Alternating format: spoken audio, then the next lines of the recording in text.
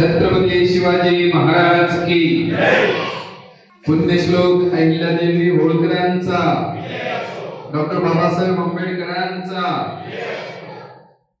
आज या नगरामध्ये पुण्यश्लोक अहिल्यादेवी होळकरांची त्रिशताब्दी वर्ष 300 वर्ष यांच्या पूर्ण होत आहेत आणि त्या निमित्ताने आपल्या इतिहास त्यांच्या विचारांचा जागर करण्यासाठी आयोजित केलेल्या कार्यक्रमात व्यासपीठावर उपस्थित असलेले आदरणीय जनार्दन मामा, एकनाथ मामा, या भागातले तरुण तडफदार सामाजिक कार्यकर्ते, आमचे मित्र व्यंकटेशजी कमलू, या मंडळाचे माजी अध्यक्ष प्रवीणजी कुलकर्णी, नवनिर्वाचित तरुण अध्यक्ष ऋषिकेश भालेरावजी, लक्ष्मण शिंदेजी, थोरातजी, त्याचप्रमाणे शेळके मामा, मोहन गोजमगुंडे सर, बप्पा कोळेकर महाराज, दिलीपजी, सर्वच उपस्थित मित्रांचं, रविकिरण घोडेजी, राहुल भैया, सगळ्याच माता भगिनींचं मी इथे स्वागत करतो. मंडळी, खरोखरच आपला भाग्याचा क्षण ज्याला म्हणता येईल किंवा आपला जन्म ज्याला म्हणता येईल की आम्ही ह्या भारत भूवर जन्मलो. जो राष्ट्रपुरुषांचा सन्मान, या देशाचा सन्मान करण्यासाठी जो प्रवास सुरू केलेला आहे, त्यामध्ये आम्हा सगळ्यात लोकमाता अशी बिरुदं लावून ज्यांचा उल्लेख करतो, अशा पुण्यश्लोक अहिल्यादेवी होळकरांचं स्मरण करण्यासाठी आम्ही हा सप्ताह केलेला आहे. आणि त्या सप्ताहानिमित्त विविध कार्यक्रमांचं आयोजन देशभरामध्ये आपण करतोय. आणि त्याचाच आजचा हा भाग की खरोखर अहिल्यादेवी होळकर यांच्या चरित्राला पाहायचं म्हटलं तर आपल्याला जावं लागतं छत्रपती शिवाजी महाराजांकडे, की 700 वर्ष यवनांनी आमच्यावर राज्य केलं. आमच्या इथली संस्कृती, आमची समृद्धी ही लुटण्यासाठी हे 700 वर्ष हे यवन मोगल आमच्याकडे येत होते. आमच्या संस्कृतीवर घाला घालत होते, आमचे मंदिर तोडत होते, आमच्या इथली धनदौलत लुटून नेत होते. मी म्हणतो धनदौलत लुटली असती तरी समजलो असतो, पण यांनी घाला घातला आमच्या मंदिरांवर, आमच्या श्रद्धास्थानांवर. का बरं? त्यांना माहित होतं की हा 18 पगड जातीचा हा समाज एका ठिकाणी येतो तर ते म्हणजे देवाचं मंदिर असतं. आणि यांचं हे असलेलं श्रद्धास्थानच एकदा तोडून टाका तर हा समाज दुभंगून जाईल. असा 700 वर्ष त्या यवनांनी प्रयत्न केला आणि छत्रपती शिवराय जन्माला आले. त्यांनी आमच्यातली आत्मविश्वास जागवला, स्वधर्म निर्माण केला, आमची संस्कृतीचं आम्हाला स्मरण करून दिलं. आणि स्वराज्य काय असतं, आमच्या हक्काचं स्वराज्य आम्हाला मिळवून दिलं. आणि इथल्या शेतकऱ्याला, इथल्या शेवटच्या माणसाला त्याच्या गुणांच्या आधारावर त्याला स्वराज्याच्या कामाला जुंपलं. आमची मंदिरं उभी राहिली, आमच्या आया बहिणींची आबरू लुटल्या जात होती ती थांबली. असं स्वराज्य घेऊन छत्रपती संभाजीराजांनी पुढे हे स्वराज्य विस्तार केलेला आहे. 30-32 वर्ष आयुष्य मिळालेलं छत्रपती संभाजीराजांना, पण आपल्या वडिलांनी निर्माण केलेलं स्वराज्य दुर्दुमकीने गाजवणारा, मोठं करणारा हा आमचा युवराज ह्या औरंगजेबाला पुरून उरलेला आहे. आणि त्यांनी आपल्या इथेच त्याला रत्नापूरमध्ये गाडलेलं आहे. मित्रांनो, आपण पाहिलं की काही आपल्या राष्ट्रद्रोह्यांनी मागच्या 1-2 वर्षामध्ये त्या औरंग्याचं उदात्तीकरण करण्याचा प्रयत्न केलेला आहे. हाल अपेष्ट करून ज्यांनी आमच्या ह्या धर्मासाठी जगणाऱ्या या युवराजाला मारलं, त्याच्या तिथे आमच्या संभाजी राजाचं स्मारक झालं पाहिजे की नाही? त्याच्या समोर आमचा दैदिप्यमान इतिहास आमच्या ह्या चिल्ल्या पिल्लांना कळण्यासाठी या कबरीच्या समोरच आमचं स्मारक, या राजाचं स्मारक झालं पाहिजे. मित्रांनो, आपण ती कारुण्यमय ती सगळी त्यांची जी कथा ऐकतो, डोळ्यातून अंगावरून असं पाणी येतं की अरे काय होतं त्याचं म्हणणं की फक्त तू धर्म बदल, तू फक्त हिंदू धर्म सोड, माझ्या धर्मात ये, तुला जीवदान देईल. अहो दिलंस, घेतलं असतं ना जीवदान, घेतलं का?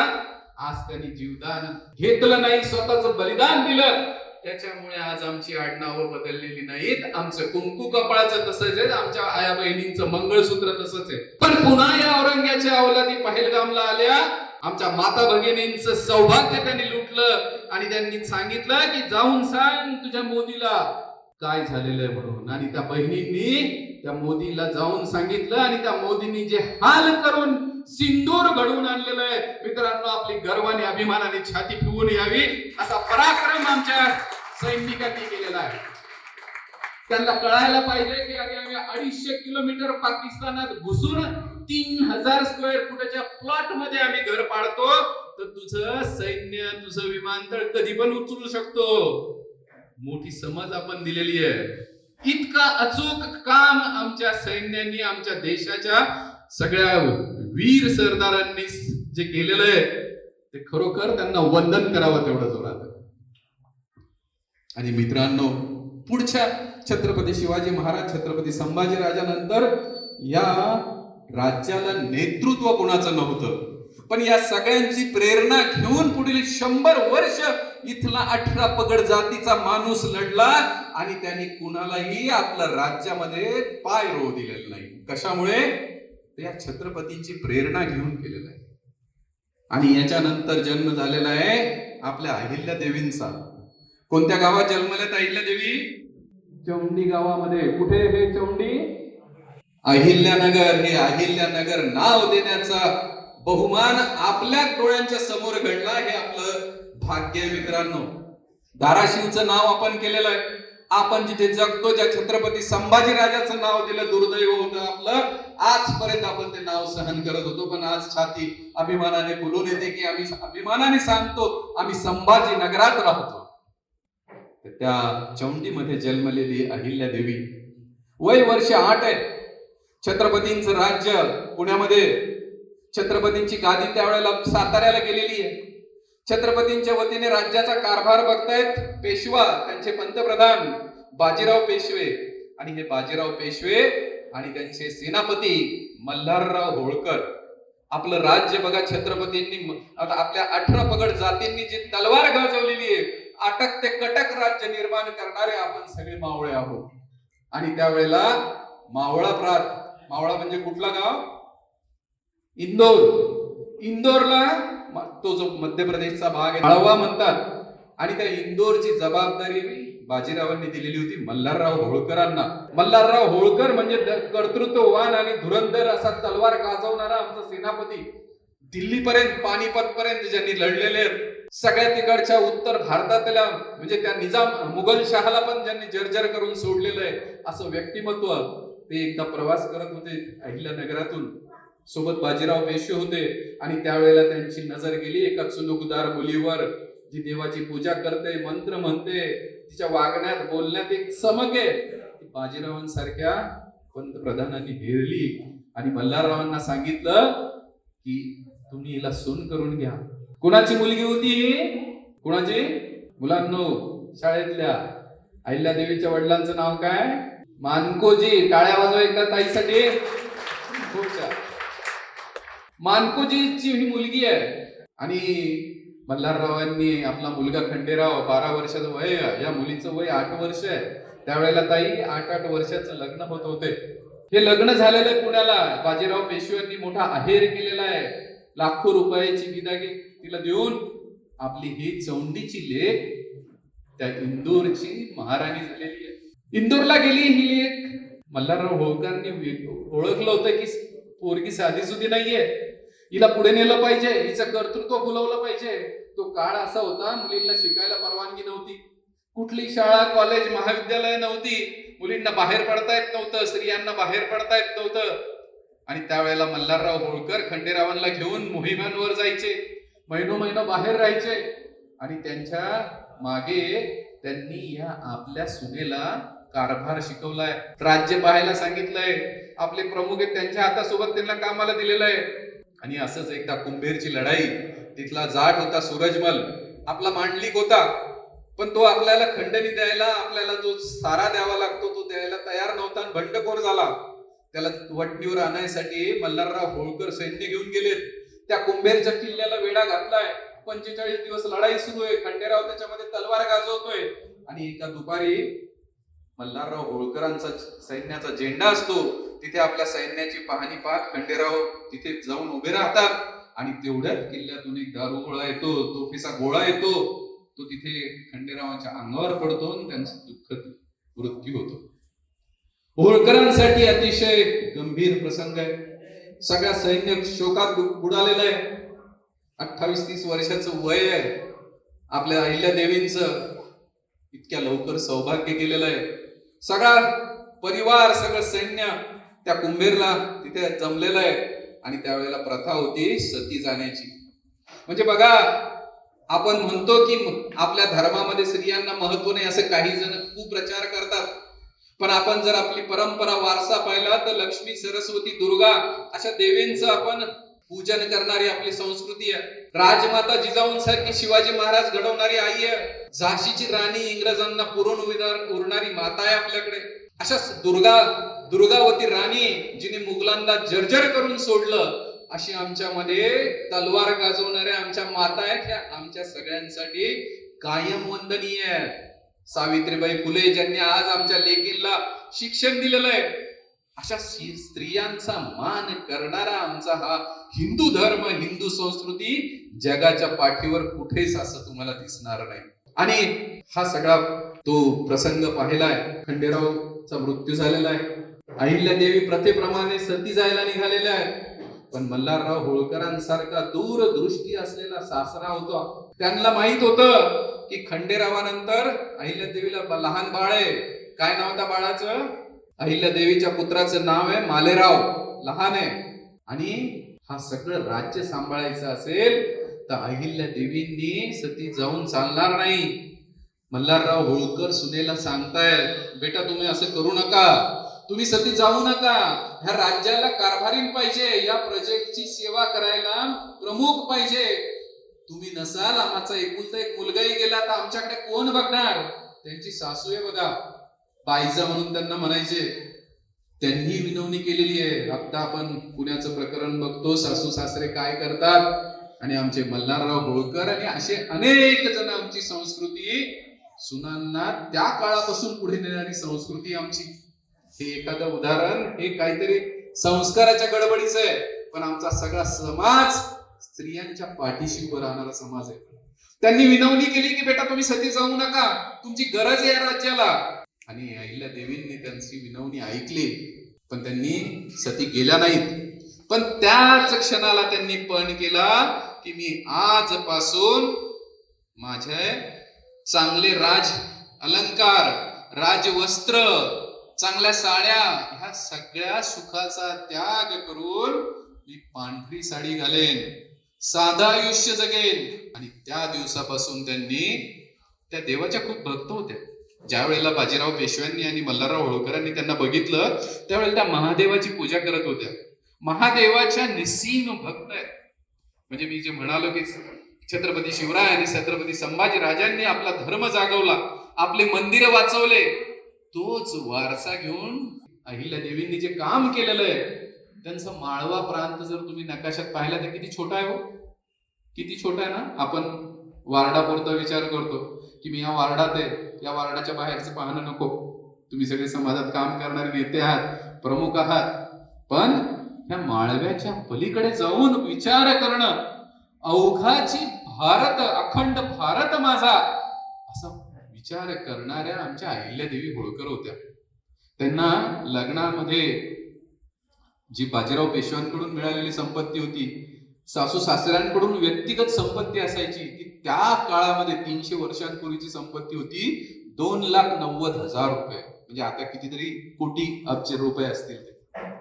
पण हे संपत्तीवर त्यांनी 4 ब्राह्मण बोलवले, त्यांच्याकडून पूजा केली आणि या संपत्तीवर तुळशी पत्र ठेवलेलं आहे की हे माझं नाहीये, हे जे काही आहे ते हे ईश्वराने मला जनतेसाठी दिलेलं आहे.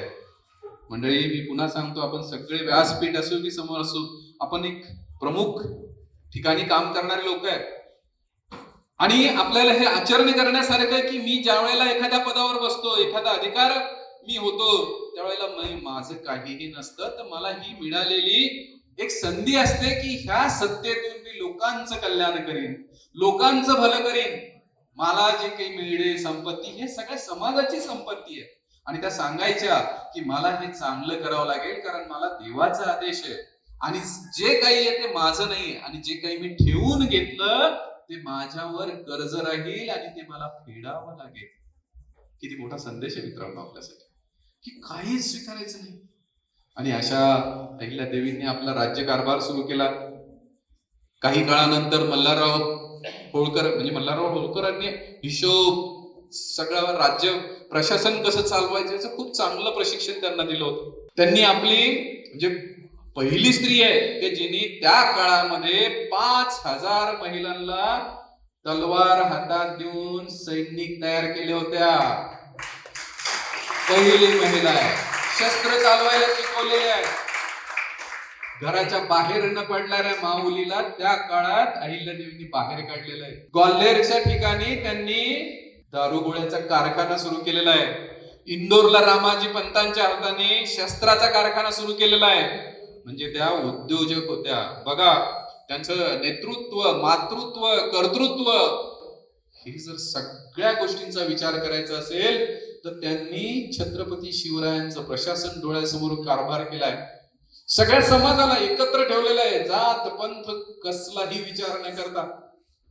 आणि एकदा असंच होतं, दुपारची वेळ असते, त्या आपल्या त्या दप्तरात कारभार बघत असतात. त्यांच्याकडे कुणीही येऊ शकतं. बघा, मी पुन्हा सांगतो, भेटीला यायला तुम्ही ज्यावेळेस प्रमुख म्हणून काम करता ते कुणाला अडचण नसली पाहिजे. आमच्या समाजातला गरीबातला गरीब माणूस, वंचितातला वंचित माणूस आम्हाला सहज भेटला पाहिजे, ही त्यांची पद्धत होती. आणि त्यांना एक स्त्री भेटायला आली आणि ती म्हणते की मी विधवा आहे आणि मला कोणी नाहीये, माझ्याकडे संपत्ती खूप आहे. आणि त्यावेळेला जर मुलगा नसेल तर ती संपत्ती शासन दरबारी जमा व्हायची. महिलांना, विधवांना संपत्ती ठेवण्याचा अधिकार नव्हता. तर मला दत्तक घ्यायचं आहे. ते म्हणाले अडचण काय? म्हणाले माझे नातेवाईक आहेत ना, सगळे मागे लागले की दत्तक घे. तर म्हणे घे, पण नाही म्हणे, ते प्रत्येक जण माझ्या संपत्तीला पाहून माझाच मुलगा घे असे मागे लागले. मग म्हणे तुला काय करायचंय? म्हणाले मला यांचा कुणाचाच मुलगा नाही घ्यायचा, मग मला माझ्या मोलकर्णीचा मुलगा दत्तक घ्यायचा आहे आणि हे मला घेऊ देत नाही. त्यावेळेला अहिल्यादेवी तिच्या पाठीशी उभ्या राहिल्या. त्यांनी तिला परवानगी दिली. त्या मोलकर्णीचा मुलगा त्या बाईंनी दत्तक घेतला. त्याचा सगळा तो समारंभ अहिल्याबाईंनी घडवून आणला. त्याला सगळे वस्त्र दान त्यांनी दिलेलं आहे. त्याच्या संरक्षणाला नातेवाईक त्रास देऊ नये म्हणून सैनिक तिला दिलेले आहे. आणि अशा पद्धतीने त्या माऊलीला जगण्याचा अधिकार, तिच्या मनाप्रमाणे जगण्याचा अधिकार दिलेला. एका वेळेला दुसरी माऊली आली. तिने सांगितलं की माझ्याकडे खूप, माझा पती वारलेला आहे, माझ्याकडे संपत्ती खूप आहे आणि मला ती दान करायची, मला तुमच्या राज्याला द्यायची. अहिल्यादेवींनी, बघा, कुणी पैसे घेऊन आलं, देणगी द्यायची तर आपण किती पटकन म्हणतो वा वा वा, वाटच पाहत होतो आम्ही. अहिल्यादेवींनी सांगितलं ही देणगी मला नका देऊ. त्यावेळेला औरंगजेबाने आपलं सोरटी सोमनाथाचं मंदिर तोडलेलं होतं. त्या मंदिराचा जीर्णोद्धार करायचा होता. यांच्या राज्यात नव्हतं बघा ते, पण त्या मंदिराचा जीर्णोद्धार करण्यासाठी तुम्ही ही संपत्ती तिथे द्या असं तिला सांगितलंय. आणि ती संपत्ती त्या सोरटी सोमनाथाला देण्यासाठी सोबत सैन्य दिलंय. तिला संरक्षणात तिथे पाठवलं आणि त्या मातेने त्या मंदिरासाठी तो निधी दिलेला आहे. किती दूरदृष्टी आहे. म्हणजे आमच्या धर्मावर जो घालाया यवनांनी घातला, त्यात मंदिरं तोडली आणि मंदिरं तोडली तर हा समाज विखुरला जाईल, त्यांचा आत्मविश्वास जाईल. म्हणून अहिल्यादेवींनी फक्त माळव्यातले नाही तर आपले चारी धाम आणि ज्योतिर्लिंग किती आहेत? 12. त्याच्यातले 6 ज्योतिर्लिंग आणि कन्याकुमारी पासून तर काश्मीर पर्यंत आणि पूर्वेपासून पश्चिम पर्यंत पूर्ण भारतातले जिथे जिथे मंदिरं पडली होती ती मंदिरांचा जीर्णोद्धार करायला पैसे दिलेले आहेत. त्या मंदिरांमध्ये जिथे दिवाबत्ती आहे तर दिवाबत्तीची व्यवस्था केलेली आहे. म्हणजे असं पाहिलं नाही की माझा राज्य मावळा आहे आणि मला कन्याकुमारीच्या मंदिराचं काय करायचंय, मला श्रीशैलमच्या मंदिराचं काय करायचंय. नाशिकचं मंदिर आहे, पैठणचं मंदिर आहे, आमचं घृष्णेश्वरचं मंदिर आहे, आमच्या साताऱ्याची 12 आहे. म्हणजे पानिपतची लढाई झाली मित्रांनो, आणि पानिपतची लढाई झाल्यानंतर तिथे पाणी नव्हतं, पाणी पाणी करून आपलं सैन्य मेलेलं आहे. ह्या सगळ्या घटना त्यांच्या डोळ्यात होत्या आणि त्याच्यामुळे त्यांनी पाण्याची व्यवस्था 12वा घाट निर्माण केलेले. वाटसरू चालला तर विहिरी होत्या, पण विहिरीमध्ये उतरून पाणी कसं पिणार, म्हणून तुम्ही पायऱ्या असलेल्या विहिरी निर्माण करण्याचं इंजिनिअरिंग जे आहे हे आमच्या अहिल्या देवींचं आहे. आज तुम्ही सगळे हुशार झाले, विज्ञान पुढे गेलं, तुमच्याकडे बोअरवेलची मशीन आली. आपल्याला वाटतं आपण फार तलवार गाजवली. किती फूट बोअरवेल करता तुम्ही मशीन लावून सर? 300 फूट. धाराशिवला गेलं तर 800 फूट पाणी लागतं का हो गोजम मुंडे सर? पाणी नाही लागत. विज्ञान पुढे. अहिल्यादेवी होळकरांची बारव ऋषिकेशची किती फुटाची? साताऱ्याची 30-40 फुटाची आहे. कोणती बारव? 20 फूट ते 40 फूट आहे आणि तिला पाणी आहे. आणि ते बारव म्हणजे काय? 12ही महिने पाणी देणारी विहीर. अशा म्हणजे त्यांना किती इंजिनिअरिंग चांगलं होतं त्यांचं. त्यांना झरा माहित होता, त्यांना पाणी कुठून येणार माहित होतं. अशा 12वा देशभर केलेला आहे. पूर्वी यात्रेला जायचे, वाट सुरू असायचे, खाण्यापिण्याला हॉटेल नव्हत्या, खायचं प्यायचं कुठे? ते ह्या खाण्यापिण्यासाठीचे अन्नछत्र त्यांनी सगळ्या देशभर सुरू केलेले आहेत. म्हणजे प्रथा किती त्यांनी बदलल्या असतील. एकदा 4 ब्राह्मण त्यांच्याकडे आले आणि त्या 4 ब्राह्मण आल्यानंतर त्यांनी सगळं कुणी त्यांच्याकडे मी म्हणाल तसं यायचं. त्यांनी सांगितलं काय आहे? तर म्हणाले आमची अडचण आहे. म्हणे काय? मुलीचं लग्न करायचंय. मग हुंडा द्यायला पैसे नाहीये. हुंडा कशासाठी द्यायचा? हुंडा दिल्याशिवाय ते लग्न नाही करतायत. म्हणजे हुंडा देणं ही सुद्धा प्रथा होती.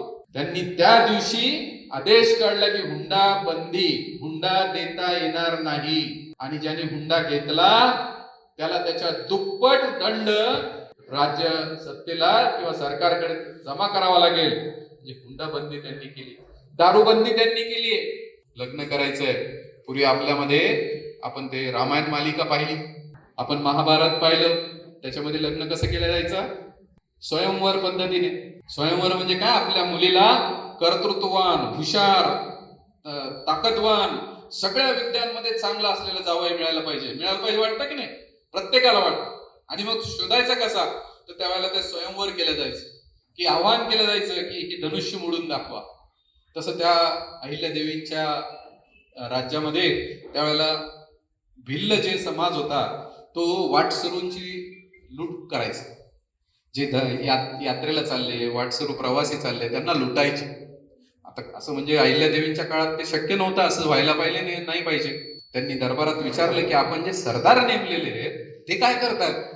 त्यावेळेस त्यांना मुनींजीने हळूच सांगितलं की राणीसाहेब, हे सरदार पण आपले फुटलेले आहेत. हे जे भिल्ल आहेत हे लुटलेल्या पैशातला वाटा आपल्या सरदारांना देतात. हे कळल्यावर त्या संतापल्या, चिडल्या. त्यांनी एकदम कडक असं पत्र लिहिलेलं आहे की याच्यानंतर जर कोणत्या सरदारांनी असं पाठीशी राहिला, कोणत्या वाटसरू लुटू दिलं तर त्याच्यावर जबर कारवाई करता येईल, त्याची सरदारकी काढून घेतता येईल, त्याला दंड केला जाईल. पण तेवढं करून थांबल्या नाही. त्यांच्या मालेराव त्यांचा मुलगा होता, तोही एका आजाराने लवकर वाढला आणि एकुलती एक मुलगी होती मुक्ताबाई, तिचं लग्न करायचं होतं. त्यांनी त्यावेळेला सांगितलं की या तुमच्यापैकी कोण राज्यामध्ये असा युवक आहे की जो या भिल्लांचा बंदोबस्त करेल, त्याला मी माझी मुलगी देईन. बघा, राणीची मुलगी आहे, होळकर घराणं आहे, मोठं राज्य आहे, आणि त्या सांगतायत की भिल्लांचा बंदोबस्त करणाऱ्याला मी मुलगीत लग्न करून देईन. आणि त्यावेळेला एक युवक उठतो, त्याचं नाव आहे यशवंतराव फणसे. जात माहित नाही, घराणं माहित नाही, असं असतं का? आपण अजूनही पाहतो. पण 300 वर्षापूर्वी अहिल्यादेवीने हे जाहीर केलं. तो युवक उठतो, तो म्हणतो की हे आव्हान मी घेतो, आणि त्याला ते सैन्य दिलं जातं, तो जंगलात जातो, ह्या सगळ्या भिल्लांचा बंदोबस्त करून त्यांचे नायक घरून आणतो. ते नायक दरबारात आलेले आहेत, त्यांचे हात बांधलेले आहेत, ते मानाखाली घरून उभे आहेत. त्यांना आता वाटतं की राणी आता चिडलेली आहे. सगळा दरबार म्हणतो की आता राणी यांना कडक शासन करणार, हातपाय तोडणार, मोठी शिक्षा होणार. आणि सगळा दरबार असा शांत आहे. ते पण भीतीने कापतायत. आणि त्यावेळेस राणी त्यांना विचारते की तुम्ही हे का करताय? तुम्ही या वाटसरूला का लुटता? त्यांनी सांगितलं, राणी साहेब, आमच्याकडे कोणतं शिक्षण नाही, आमच्याकडे कोणती कला नाही, आम्ही खायचं कसं, आम्ही जगायचं कसं, म्हणून आम्ही हा धंदा करतो. हे ऐकल्यावर तर अजून सगळ्यांना वाटलं की आता काही खरं नाही यांचं.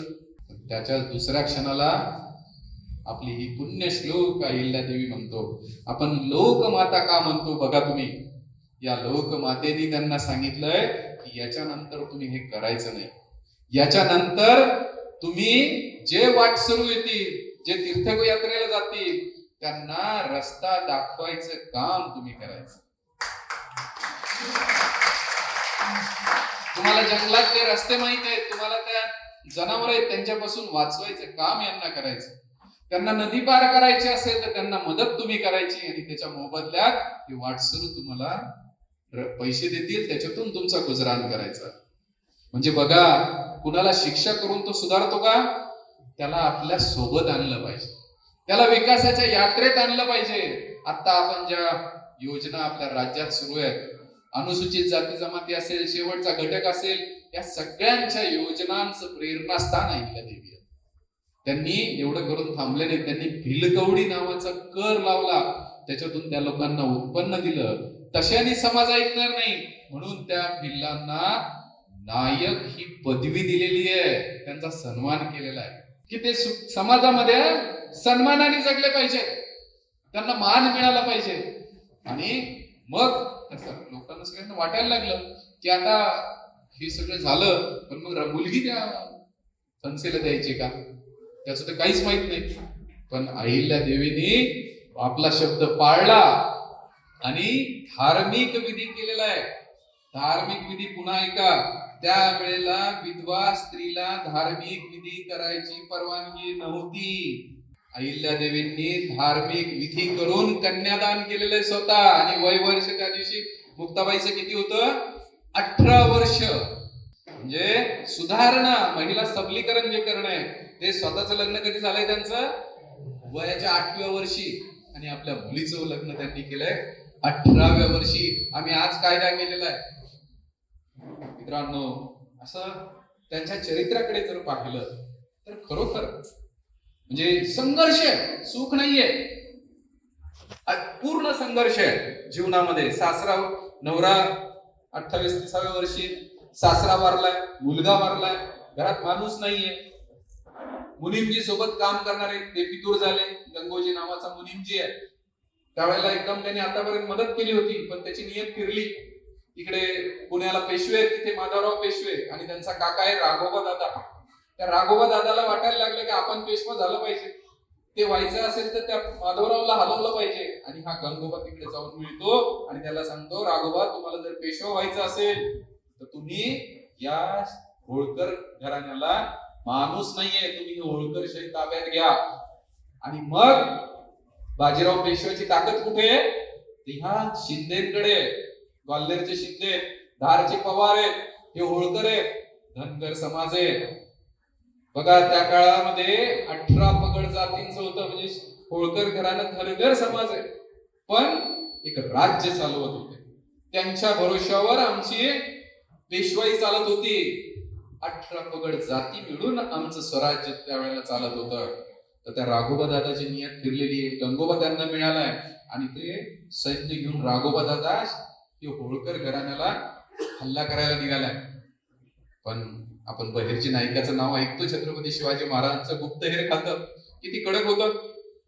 आपल्याला वाटत असेल की अहिल्यादेवी होळकर बाई होती, तिला बाहेरचं काही कळत नव्हतं, पण त्यांचं एक व्रत होतं की त्या दुपारी एकट्याने जेवायचे. त्याच्या देशभरात अन्न छत्र चालवायचे, पण स्वतः सुद्धा दुपारचं जेवण 300 जणांसोबत जेवायचे. आणि त्या 300 जणांमध्ये कोण असायचे? 18 पगड जातीचे शेतकरी, मजूर, कामगार, अशी सगळी माणसं पंक्तीला असायची, त्यांच्यासोबत त्या जेवायच्या. आणि त्या जेवताना त्यांच्या गप्पा व्हायच्या, अशी लोक भेटायची आणि राज्यात काय चाललंय कळायचंय. मी पुन्हा सांगतो की आम्ही नेतृत्व करणारी माणसं आहे. आमचा जो कनेक्ट आहे, आमचं जे राजकारण आहे, हे आमच्या शेवटच्या माणसापासून असलं पाहिजे. आम्ही हवेत चालतो, आम्ही हवेत वरच्या वरचे रिपोर्ट करतो, पण खाली काय चाललंय कळायचं असेल अहिल्या देवींनी रोज जेवण केलेलं आहे त्या छोट्या माणसासोबत, आणि त्यांना त्यातून कळलंय की आपला मुलींची पितूर झालाय, राघोबाला मिळालाय, सैन्य शिप्रा नदीच्या काठावर आलेलं आहे. त्या शांत बसल्या नाही. 5,000 सैन्य, महिलांचं सैन्य आहे. आजूबाजूचे जे राज्य आहेत, शिंदेचं राज्य आहे, पवारांचं राज्य आहे, त्या सगळ्यांना पत्र लिहिलंय, त्यांना सांगितलं आपल्यावर संकट आलंय, तुमचं सैन्य पाठवा. 70,000ची फौज जमा केली आणि स्वतः तलवार घेऊन निघालेल्या आहेत. पण सगळ्याच लढाया तलवारीने करायच्या नसतात मित्रांनो, काही ठिकाणी डोकं पण वापरायचं असतं. आणि त्यांनी त्या राघोबा दादाला पत्र लिहिलंय. त्या पत्रात त्या म्हणतात की राघोबा दादा, तुम्ही तिकडे आलाय, आम्हाला कळलंय, पण शिंद्यांना हलक्यात घेऊ नका, होळकरांना हलक्यात घेऊ नका. तुमची लढायला माझं सैन्य आलेलं आहे आणि त्याचं नेतृत्व स्वतः मी अहिल्यादेवी करणार आहे. मी जर तुमच्याकडून हरले, त्या पत्रात लिहित आहेत, मी जर तुमच्याकडून हरले तर लोक मला सहानुभूती देतील, म्हणतील बाई होती. पण जर तुम्ही हरले तर लोक तुमच्यावर हसतील की एका बाईकडून हरले. आणि राघोबा दादाला ते लक्षात आलं. राघोबा दादाला त्या पत्रातून त्या करारीपणा दिसून आला आणि राघोबा दादांनी रिवर्स टाकला. राघोबा दादांनी लिहिलं नाही, तुमचे मालेराव मुलगा वारलाय म्हणून मला सांत्वनासाठी यायचंय. अहिल्यादेवी लिहितात, सांत्वनाला यायची पद्धत 4 जण नक्की घेऊन या. आणि युद्ध थांबलंय, राघोबा दादाला परत जावं लागलं. मंडळी, प्रत्येक म्हणजे त्या भिल्ल समाजाला त्यांनी फक्त काम दिलं असं नाही झालं, त्यांनी जमिनी दिल्या कसायला. जमिनी देऊन ते थांबले नाहीत, त्याच्यामध्ये त्यांनी अट टाकली 21 म्हणजे 9-12ची अट येते. आणि ते 9-12 म्हणजे मी तुम्हाला दिलेल्या जमिनीवर 21 झाडं लावायची आणि त्याच्यातले 12 झाडांचं, फळ झाडांचं उत्पन्न सरकारला जमा करायचं आणि 9 झाडांचं उत्पन्न तुम्ही जगायला वापरायचं. लक्ष द्यायचं म्हणजे फुकट द्यायचं नाही, त्याला काम करायला लावायचं, त्याला त्याच्या आत्मसन्मानाने जागायला लावायचं. त्यावेळेला आम्ही शिकलेलो. मग ते पाण्याची व्यवस्था असो, मंदिरांची व्यवस्था असो, शेवटच्या म्हणजे त्यांनी ते ज्यावेळेला हा खंडेरावांचा मृत्यू झाला, त्यांना थोडं वैराग्य यायला लागलं. त्या देवाच्या भक्त होत्या, त्यांनी ती इंदूरची राजधानी बदलायचं ठरवलं आणि नर्मदेच्या काठावर महेश्वराचं मंदिर आहे, त्या महेश्वराच्या त्या भक्त होत्या. त्या तिथे त्यांनी एक साधा राजवाडा बांधला आणि आपली राजधानी तिथे त्यांनी शिफ्ट केली आणि तिथून त्या काम करायला लागल्या. त्या महेश्वराची सेवा करणं, भक्ती करणं, आलेल्यांना न्याय देणं, कुणावरही अन्याय होणार नाही हे पाहणं, असं करत अहिल्यादेवींनी अतिशय सुंदर असं राज्य चालवलं, आपला धर्म जपला, आपली संस्कृती जपली, इथल्या प्रत्येकाला न्याय मिळेल असं पाहिलं. असं कोणत्याही शाळेत, विद्यापीठात न गेलेली आमची अहिल्या आम्हा सर्वांचं आदरस्थान आहे. मित्रांनो, पुन्हा एकदा मी सांगेन की आम्हाला समाजात काम करायचंय, नेतृत्व करायचंय, आम्हाला वेगवेगळ्या ठिकाणी काम करताना आम्ही हा आदर्श घेतला पाहिजे की सत्ता मिळाली तर आम्हाला किती चांगलं काम करून दाखवता येऊ शकतं, ही त्या अहिल्यादेवींकडून आम्ही पाहिलं पाहिजे. आणि मी या क्षणाला आपल्याला आव्हान करेल की आपण सगळ्यांनी आपल्या मुलांना घेऊन आपण अहिल्यानगरच्या चौंडीला, त्यांचं जिथे जन्म झाला त्या ठिकाणाला भेट द्यावी, तिथून प्रेरणा घ्यावी. त्या माळव्यामध्ये जाऊन हरेश्वराचं मंदिर आणि तिथे जाऊन तिथे त्यांचा राजवाडा आणि त्याचं दर्शन घेऊन आपल्या लेकरांना, आपल्या लेकींना अहिल्यादेवी त्या काळात होऊ शकते तर आजही होऊ शकते की नाही ताई? होऊ शकते. पुण्याचं झालेलं प्रकरण मित्रांनो, मला त्याच्यात दोष त्यांचा नाही वाटत, तो दोष तुमचा माझा वाटतो की आम्ही कुठेतरी संस्कार करायला कमी पडतोय का? आम्ही कुठेतरी चुकतोय का? आमची लेकरं अशी का निघतायत? आमच्या माता भगिनींवर आबरू लुटणं किंवा हल्ला करण्याचा क्षण का येतोय? तर मी कुठेतरी चुकतोय. मी माझा दिवस घालवताना अहिल्यादेवी जसं पहाटे लवकर उठायच्या, स्नान संध्या करायच्या, देवपूजा करायच्या, देवपूजा झाल्यानंतर त्यावेळेला छापखाने नव्हते, पण त्यांच्याकडे सगळे चांगले ग्रंथ होते, त्याचं वाचन करायच्या, त्याच्यानंतर दान धर्म करायच्या आणि त्याच्यानंतर त्या न्यायदानाला बसायच्या. त्या न्यायदानाला जिथे बसायच्या तिथे त्या पत्र जर लिहायच्या तर मित्रांनो बघा, आपल्याला असतं मी किशोर शितोळे, माझं नाव, माझं लेटर हेड, त्यांच्या लेटर हेडवर सुरुवात असायची श्री शंकर आज्ञेवरून, अशी सुरुवात असायची की जे राज्य कारभार मी करते, जे काही करते ते शंकर आज्ञेवरून करते. खाली आम्ही सही करतो किशोर शितोळे, त्या लिहायच्या शंकर. म्हणजे कुठेही नाव नाही, प्रसिद्धी नाही, कौतुक नाही, असं ते राज्य त्या चालवायचे. आणि इतकं निरपेक्ष राज्य त्या घेऊन पुढे जात होत्या. हा आदर्श मित्रांनो आपण घेतला पाहिजे.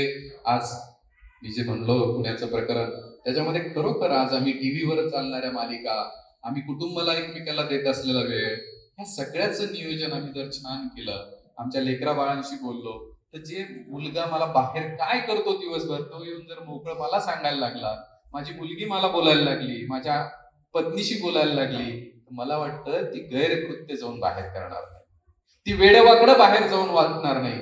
त्याच्यासाठी मला तिला शिकवण्याच्या आधी मला माझ्यामध्ये स्वतःच बदल करावा लागेल. मला या छत्रपतींचा वारसा मला आठवावा लागेल. आणि अहिल्या देवींचं स्मरण करून आम्ही खरोखर आमच्या जीवनात असं आचरण प्रत्येक जण आम्ही करू लागलो, तर मला वाटतं अशा ह्या एखादीच घटना असते, पण आपलं काळीज हिलावून टाकते, ह्या घडणार नाहीत. आणि आम्ही सगळेजण अहिल्या देवींसारख्या आमच्या राष्ट्रपुरुष, राष्ट्रचरित्रांचा वारसा घेऊन आम्ही आमचा भारत देश, आमची भारत माता पुन्हा एकदा विश्वगुरु आम्ही करू शकतो. पण ती कुणी बाहेरचा करणार नाही, तर तुम्ही, मी, आपण सगळे मिळून करूयात. हाच या दिवशी व्रत घेऊन आपण इथं जाऊयात. वेळ जास्त झालेला आहे, क्षमा मागतो आणि थांबतो. धन्यवाद.